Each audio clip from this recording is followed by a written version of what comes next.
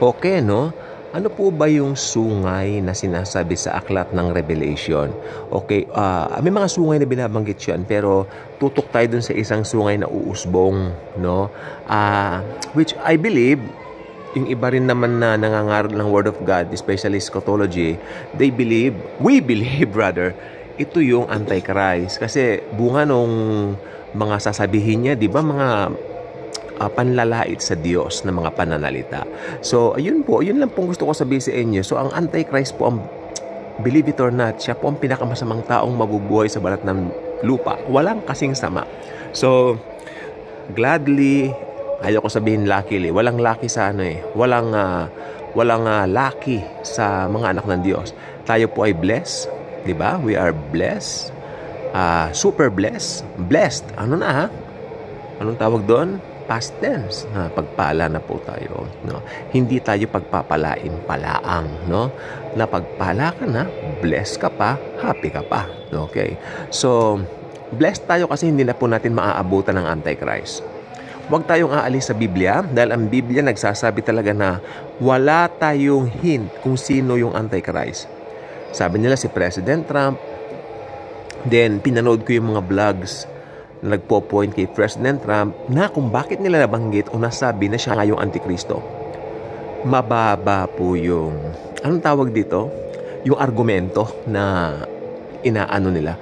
But some, pwede. Kasi yung paniniwala ko nandun din na siya po ay manggagaling sa Roman Empire. At maybe, sabi nila America. Pero most likely kasi ito po ay not Middle East, Europe, no? Teka lang. Presently having my coffee.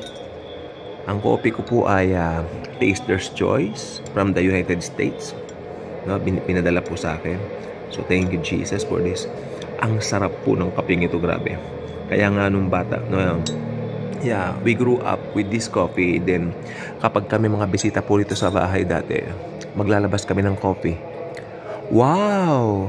Stateside ka nila. Diba? Stateside nga kung talaga. Sarap. Grabe. Nakakaapat na tasa ako. Kay maingay.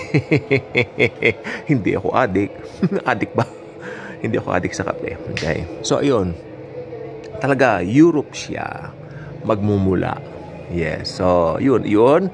Tapos, sabi nila, kasi, I think July of this year, President Trump, or should I say incoming President Trump incoming President Trump ay naano siya, nabaril, hindi ba, sa ulo, nakaligtas siya.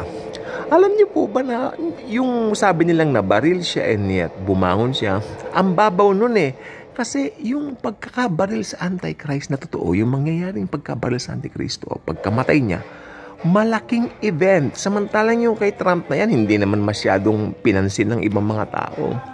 Yung pagkamatay ng Antikristo na darating, talagang ito ay globally, worldwide na naka-televise o may mga Facebook live na tayo, YouTube live na tayo, ano pa bang live na pwede mong ilagay dito sa mga social media platforms na to. Nandiyan na lahat. Mas modern pa siguro noon. Kung hindi pa ngayon mangyayari, mas modern na noon, di ba? Mas modern na sa dati na panahon. So, most likely, talagang makikita ng buong mundo yung pagkamatay ng Antikristo. Yung kay Trump, nakita ko lang dito, ganun lang? Hindi, parang pahapyaw lang na, di ba? Hindi ganun. Kasi talagang, wag niyo pong, anuhin yung, anong tawag dito? Yung tinatawag na, anong tawag dito? Yung event na yun, malaking event. Hindi siya, so sorry for the dogs. Malaking event po ito. Hindi po ito maliit na event na parang pahapyaw lang na kling. Ganoon. Hindi. Malaking event po yung mangyayaring sa Antichrist na ito. Yung kanyang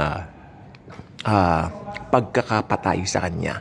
Tapos mabubuhay siya. Talagang ang mga Antikristo talagang Antichrist po ay talagang magra-rise to fame because of that, no?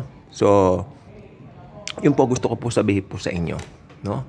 And Huwag tayong padadala dahil may konting pagkakahawig kay Trump. Si Trump na nga. Hindi po. I really don't think so. So, malaking bagay po yun. Ayan lang naman sinasabi nila kasi si Trump daw meron siyang pananalita na talagang sumusunod daw sa kanya mga ibang bansa.